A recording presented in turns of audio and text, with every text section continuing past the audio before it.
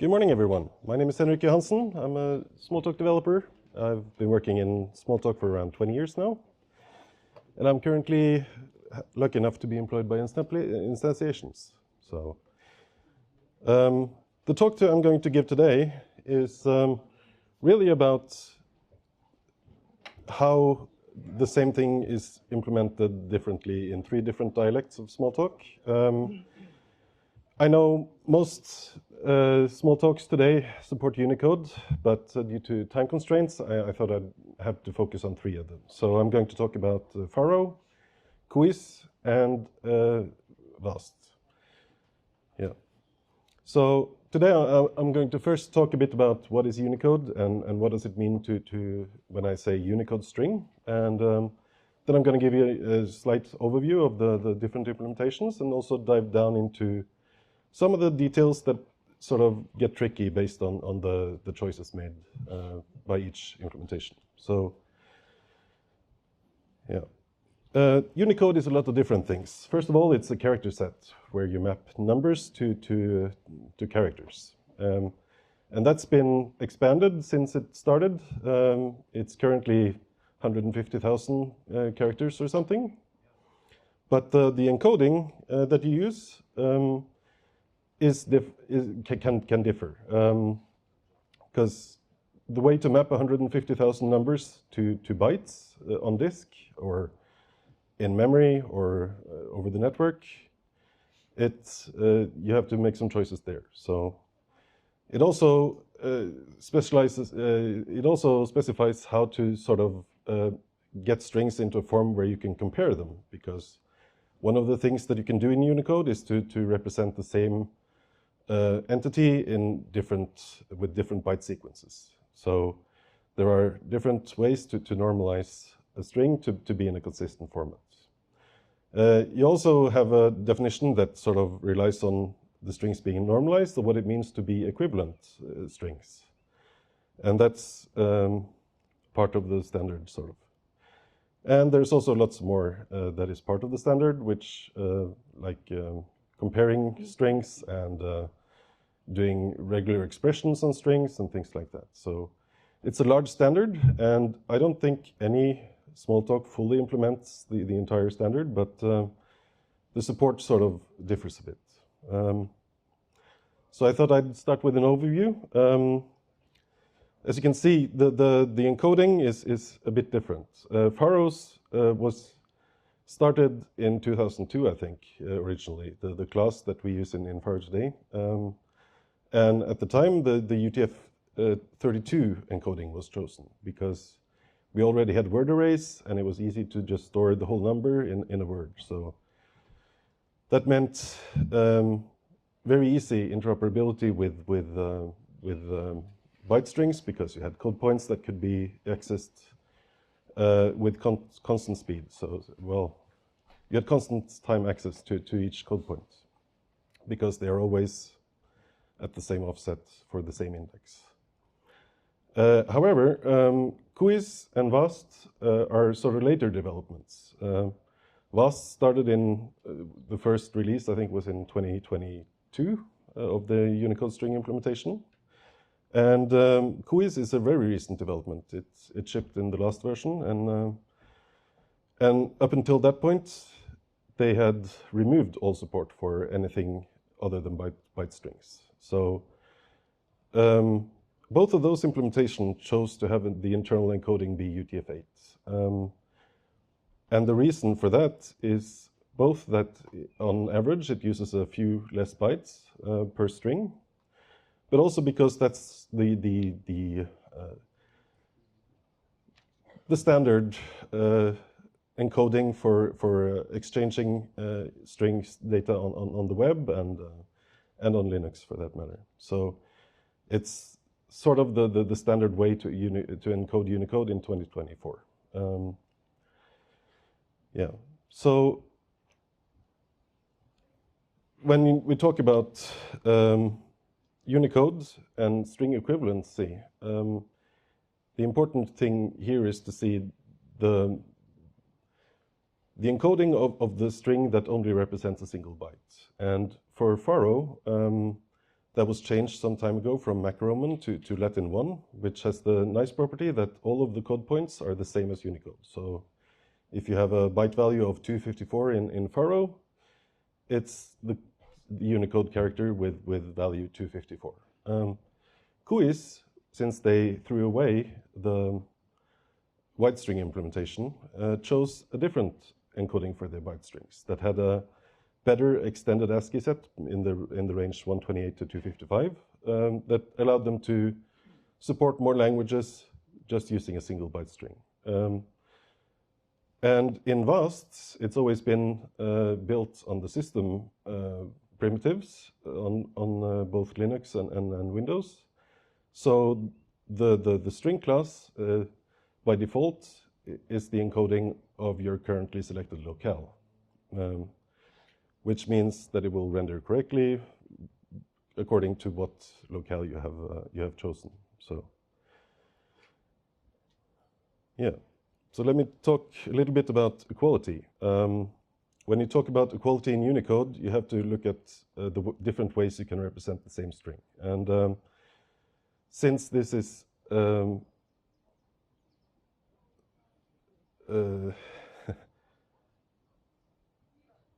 since the characters that you map in Unicode also had pre-existing encodings, you end up with a situation where Unicode tried to denormalize everything to split compound characters into its separate parts, which are called combining marks. So if you have an E with an apostrophe, you can represent it as an E with and plus an apostrophe combining character.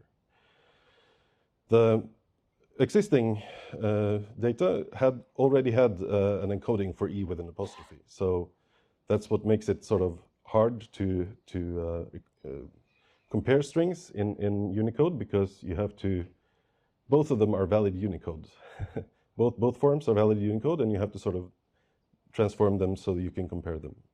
And also, you can have multiple combining marks following the same character, meaning you can have a character that has both an accent and a different mark on it. So when you combine it, the strings where those two combining marks are in different order should be the same, because they modify the same character. So that's why, yeah, and that's an example of how you can combine multiple marks. So that's why there's a concept in Unicode called normalized forms. And basically, it sort of dictates the order that you have to order your bytes in. You can either have a form where they are all decomposed, where you have the E and the accent split, or you can have it in a form where they are all contracted.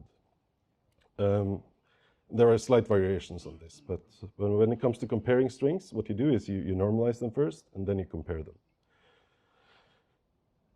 There's also a special case for case sensitivity when you want to compare it, because not all uppercase characters in Unicode translate to lowercase characters and back to uppercase and remain the same character.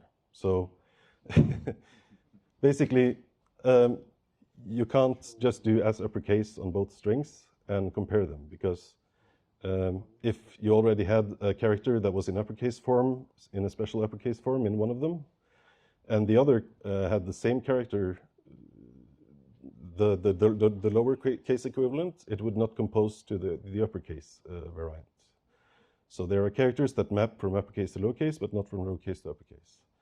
And that's why there's also a special comparison form in Unicode, where you convert all your characters to this form, and then it will be stable in a case-insensitive way.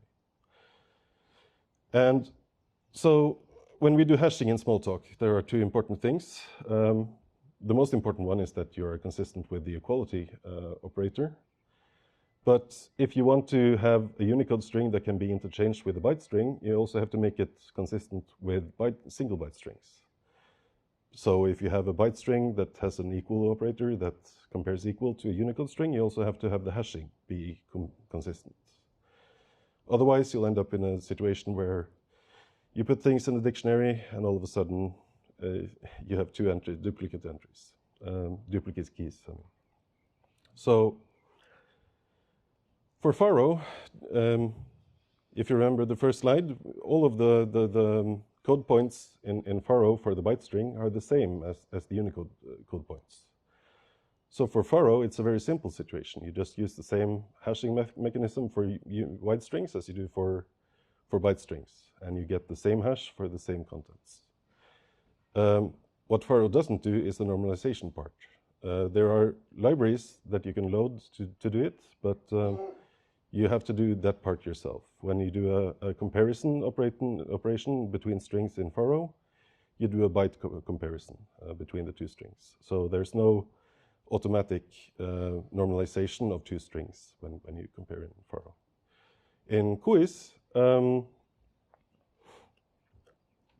you have a slightly convoluted situation because the byte string encoding was not Latin 1. It was a different encoding. So what they have to do is try to convert the wide string to the equivalent byte string in their byte string encoding.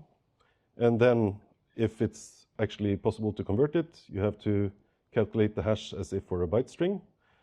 And in essence, they use the same hashing methods for both Unicode strings and byte strings, but they have to sort of pre-process the Unicode string to have equivalent hashing with byte strings. And in VAST, the situation is a bit different because when the Unicode string implementation started, it was entirely separate from the byte string implementation. So everything was done to get the best Unicode string implementation possible. And part of that is, if we go back here, having the different base unit. So when you have a code point, that's just a number. But also in Unicode, you can have entities that are larger than one code point, like the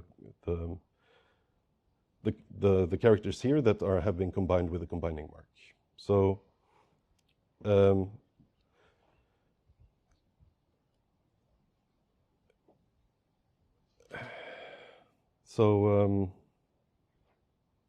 what VAST did was introduce this as an abstraction, the base abstraction for the string class. Instead of a character, you have a grapheme, which is a collection of characters that make out one logical unit. And this isn't really limited to Unicode strings because CRLF, for example, on Windows is one grapheme, but it's two separate code points. So on faro and quiz, we sort of sidestep this because we use a single character line terminator. But when you use the system locale and you work on Windows, then you have a two-character line terminator. But it also means that, for instance, if you try to reverse a string that contains multiple code points, you end up with those code points reversed. So if you have an E with an accent and a following I, and you try to reverse that string, you end up with an I with an accent and a following E. While when you deal with graphemes as the base unit, you end up correctly with the I followed by the E with an accent. So it's a way to have a better interface for the processing of strings when you have the grapheme abstraction. Yeah, but one of the other things that was done in this implementation was use a better hashing mechanism method, which was also based on a REST library, which is really fast. It's SIMD accelerated, and it sort of deals with large bytes with a large Unicode string very quickly. So it's very efficient. And the problem here is when we had to try to make the hashing consistent with the byte strings, because unlike faro and quiz, there isn't a single encoding for the byte string. It's always determined by the locale that is active. So what we have to do here is we have to do basically the same as quiz does. Instead of trying to convert to a byte string, we have to try to convert it to an to our locale string, and if that is possible, then we have to hash it as that one. But if not, then we use the C hash to get the improved hashing for Unicode strings. And of course, in order to do this efficiently, we don't want to have to repeat this all the time. So Quiz, for example, has an optimization where they store the denormalized form, the normalized form, as well as the hash in a separate instance variable on the string. So you only do it once. And we plan on doing the same in Vast, just inside the primitive in the VM itself. So we don't have to recalculate everything. There's already optimization flags in the VM for when the contents are ASCII and when they are already in normalized form. But we don't have a flag for when it's in the locale, it's convertible to locale encoding. So that's what we're planning to add to the next one. And as a bonus point, I thought I'd look at rendering, which happens slightly differently. Pharo and Quiz are fairly similar because they both bundle vector fonts and then use a method to render those to the screen. In Pharo, it's an external library called FreeType2 that is used to render the glyphs, and then the composition of where to put the characters in relation to each other is performed in the image in Smalltalk. And in Quiz, the same happens, except instead of an external library, they have a high-quality vector canvas. So they draw the shapes from the font file into a bitmap, and then they sort of compose it the same way. In Vast, on the other hand, everything is rendered by the system. So basically, the capabilities is determined by the system you're running on. So I thought maybe we could do a short comparison of that before I open for questions, and we can. Okay, I can't copy this, but if I go here, so this is a string, right? So let's copy that and try to render it in Pharo. And that's how it ends up looking. So what I didn't mention was that when you render something in Pharo, you only use a single font file. So you are sort of at the mercy of which characters have been included in that font file to be able to render them correctly. So all of the boxes here are basically glyphs that are not present in the current font. And if we go to Quiz, oops.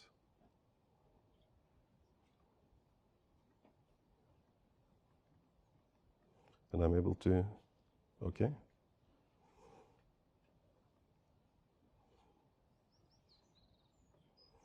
Paste. Then we see the situation is much the same. And it has the same base reason that the font does not contain all of the glyphs. But as you can see, the layout is also a bit strange. There's no, some of them have been placed on top, but the ones that are missing, you can't really do that. And so let's now go to Vast, and we see that the system rendering actually does all the work for us. So we just provide it the bytes, and it renders it correctly. Well, to an extent, you know, it's still limited to the line height and everything like that, but we don't have to do the layout. We don't have to make sure all the diacritics are positioned correctly and everything like that. That's taken care of by Windows in this case. So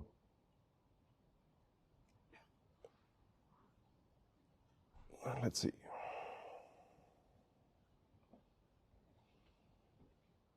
Any questions?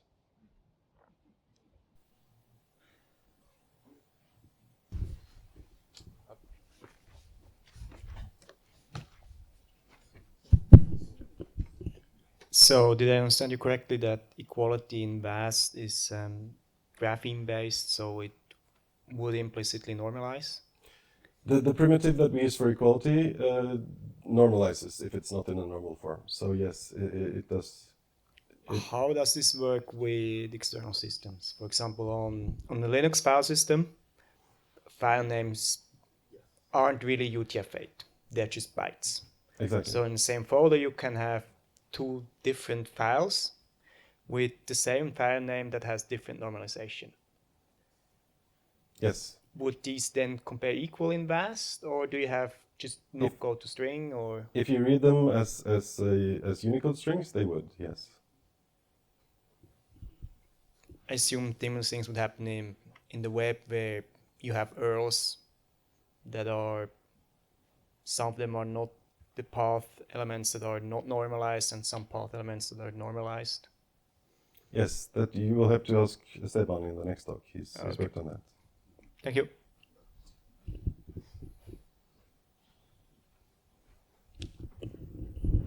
So I was wondering what happens if you have a Unicode string used as a key to a dictionary, and then you save the image and move that image to a different system with a different locale.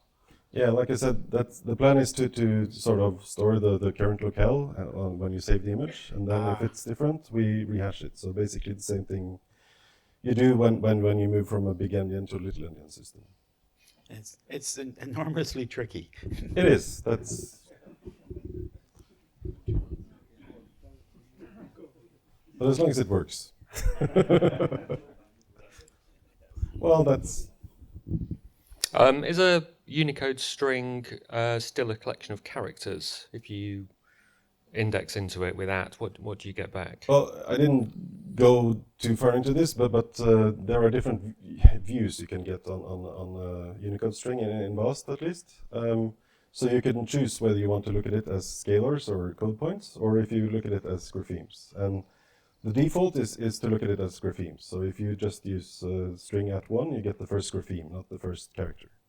Okay. Did you look at the Dolphin Smalltalk implementation? I'm sorry, I did not. Yeah, it's, that's quite interesting. They've gone with UTF-8 string, which is still a collection of characters, but those characters represent code units rather than code points. So that's the same as GUIs then. Okay. Yeah. The sort of side effect of that is if you ask for the size of a UTF-8 string, you get the number of bytes. Yes, code units rather than code points. Well, so no, not bytes either. Yeah. Code units. Code units, yes. Yeah. So if you need that in VAST, you would do as scalar view, and then you would ask it the size. Then you would get the number of code units. If you want the graphemes, then you use the standard sort of either ask the string its size, or you can also create the grapheme view and iterate over that. So I kind of glossed over it, but I said the inspirations for the VAST implementation is the Rust string class as well as the Swift libraries. So much of the processing of Unicode strings in VAST is done using iterators and not indexed access. And that's both a consequence of having a UTF-8 encoding and also because it's a nice way to deal with strings, to work with strings. Yeah. And I should mention the quiz implementation. It was inspired by a package that Sven van Kek, I can never pronounce his name, published on GitHub that sort of dealt with the issue by keeping a tally of strides, where you had like a separate collection of offsets and then the byte index for those offsets. So you could have relatively performant indexed access, even though you had the encoding be UTF-8. So we are looking into adding the same to VAST, so that kind of becomes more efficient than it currently is, but the base idea is to use iterators more than index access. Yeah, that's kind of the same approach in Dolphin. You're discouraged from using indexed accesses and need to use streams, which will respect the code units. Yeah.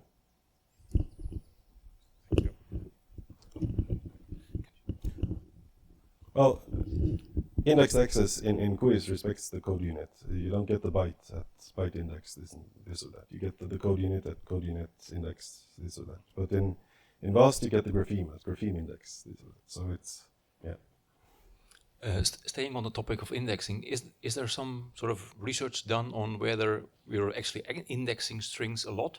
Is that a way of accessing the string we really need, or is it just I mean, we're most used of to it? the most of the cases is when you parse and things like that, and in those cases, it's very often possible to rewrite to using iterators. So that's basically what we've been doing for some of the packages in Rust to make them work with byte strings and Unicode strings equivalently, is sort of rewriting something that used to be a character-based loop into being like an iterator. So.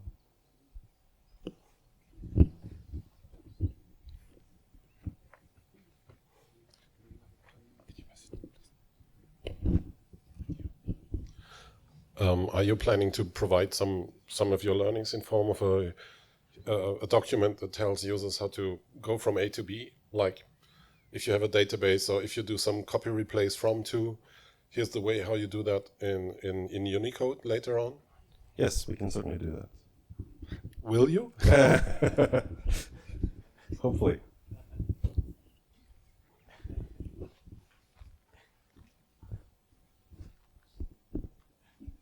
Any more questions? Okay, thank you.